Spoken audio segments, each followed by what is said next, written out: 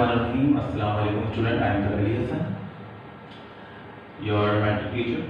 Today we will discuss about scalar and vector, which is related chapter 2. Class 10, please. Now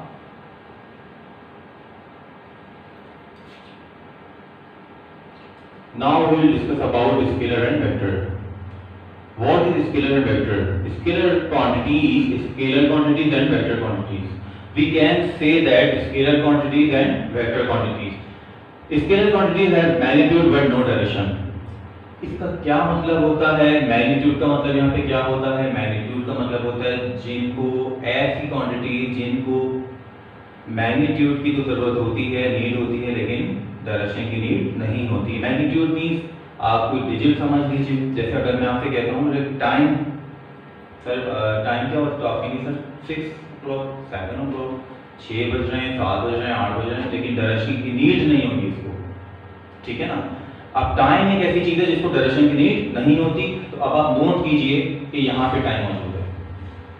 वो quantity जिनको direction की need नहीं होती, सिर्फ मैग्नीट्यूड की जरूरत होती है, वो कहलाती हैं स्केलर क्वांटिटीज।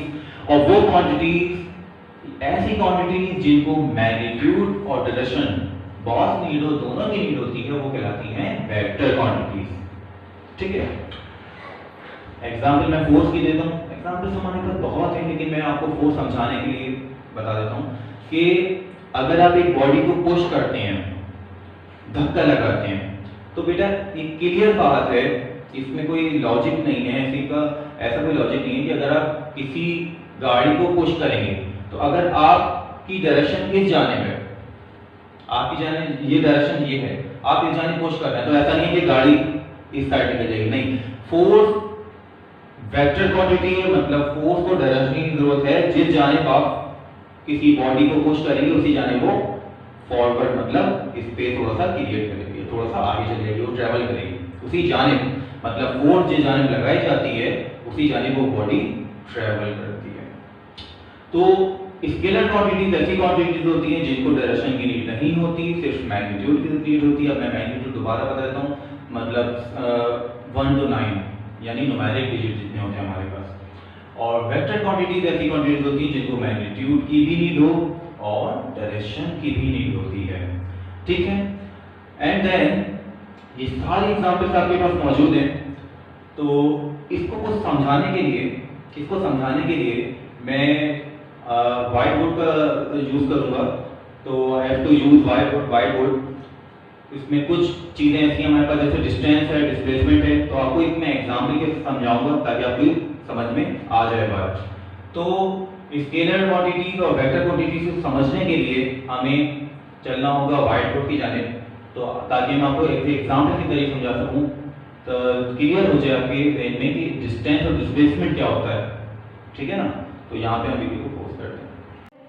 अस्सलाम वालेकुम। एज यू नो दैट कि हम बात कर रहे थे स्केलर और वेक्टर की। जैसा कि आपको याद होगा कि स्केलर जो है वो डिस्टेंस जो है वो स्केलर था और डिस्प्लेसमेंट जो है वो वेक्टर था, ठीक है। तो अब आप देखें स्केलर और वेक्टर, डिस्टेंस और डिस्प्लेसमेंट, डिस्टेंस स्केलर है, डिस्प्लेसमेंट वेक्टर है।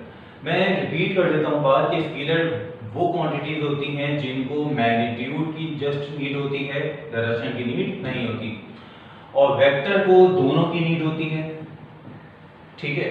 डायरेक्शन की भी नीड होती है और मैग्नीट्यूड की भी नीड होती है। डिस्टेंस स्केलर है, इसका मतलब ये है कि इसको मैग्नीट्यूड की नीड है, डायरेक्शन की नीड नहीं है, मतलब डायरेक्शन की नीड नहीं है। अगर आप एक एग्जांपल ऊपर देखें, एग्जांपल अगर आप ये देखें पॉइंट ए से पॉइंट बी तक, पॉइंट ए से पॉइंट बी तक के कई वेज आ रहे हैं, बहुत से वेज ऐसे हैं कि आप पॉइंट ए से पॉइंट बी तक पॉइंट ए से पॉइंट बी पर पहुंच सकते हैं। मतलब आप अगर स्ट्रेट लाइन में जाते हैं तो दिस इज कॉल्ड डिस्प्लेसमेंट, और अगर आप इस पोर्शन से यानी इस वे से जाते हैं, आप इस तरीके से भी जा सकते हैं, तो ये डिस्टेंस कहलाएगा, ठीक है। तो अगर आप जस्ट वन डायरेक्शन यूज करते हैं और कुछ स्पेस, कुछ फासला, कुछ डिस्टेंस ट्रेवल करते हैं एक ही डायरेक्शन में, जस्ट वन डायरेक्शन, लेकिन डायरेक्शन सिर्फ एक ही डायरेक्शन हो, तो वो कहलाता है डिस्प्लेसमेंट। ठीक है, जो डायरेक्शन एक होनी चाहिए, बॉडी की डायरेक्शन सेम होनी चाहिए और सिर्फ एक डायरेक्शन होनी चाहिए, तो वो कहलाएगा डिस्प्लेसमेंट। तो आप जो स्ट्रेट लाइन देख रहे हैं ये डिस्प्लेसमेंट है, और अगर मैं एक ऐसी लाइन ड्रॉ कर दूं, दिस इज कॉल्ड डिस्टेंस। तो अगर इसकी एग्जांपल आप ले लेंगे, एक बैट्समैन है, 6 लगाता है, और क्रिकेट में आपने देखा होगा जब वो 6 मारता है तो बॉल जो है वो कुछ इस तरीके से ट्रेवल करती है पवेलियन की जाने। तो ये स्पेस कहलाता है डिस्टेंस। तो कमेंटेटर, आपने देखा होगा कमेंटेटर क्या कहता है कि इतने इतने किलोमीटर, 66 किलोमीटर डिस्टेंस था, डिस्प्लेसमेंट नहीं था।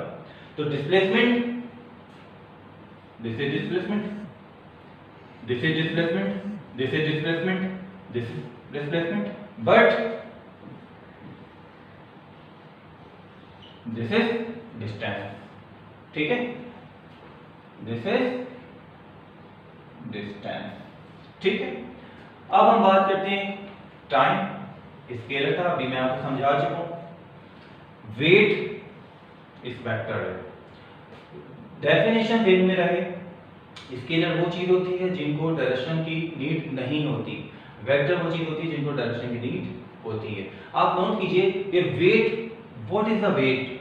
वेट वो चीज होती है जिससे जमीन अट्रैक्ट करती है, जिससे अर्थ अट्रैक्ट करती है, और जमीन की डायरेक्शन क्या होती है? अपवर्ड से डाउनवर्ड की जाने। मतलब अगर एक बॉडी है, उस बॉडी को आप थ्रो करते हैं तो वो ऊपर से नीचे की जाने वैसे ट्रेवल करेगी ना बेटा, यानी ये पॉइंट ए हुआ, ये पॉइंट बी हुआ, दिस इज कॉल्ड वेक्टर। तो हम ये कह सकते हैं कि वेट वेक्टर है। और टाइम की अगर हम बात करते हैं तो टाइम को सिर्फ मैग्नीट्यूड की जरूरत होती है, और मैं बता चुका हूं पहले भी कि what is magnitude, 1 to 9 numerical digit जितने भी होते हैं वो हमारे न्यूमेरिकल डिजिट्स होते हैं, मैग्नीट्यूड्स होते हैं, उसको फिजिक्स की लैंग्वेज में मैग्नीट्यूड कहते हैं। टाइम क्या होता है सर? 6 बजे, 7 बजे, 8 बजे, 9 बजे, दिस कॉल्ड स्केलर। टाइम को डायरेक्शन की नीड नहीं होती।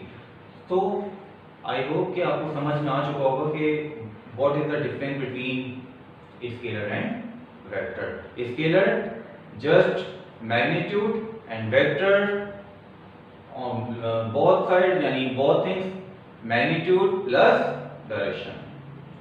तब तक के लिए अल्लाह हाफिज। इंशाल्लाह फिर मुलाकात होगी किसी नए टॉपिक के साथ चैप्टर 2 के। तब तक के लिए इजाज़त दीजिए, और कोई सवाल हो, कुछ पूछना हो तो अपने कमेंट लाजमी कर दीजिएगा। टेक केयर, अल्लाह हाफिज।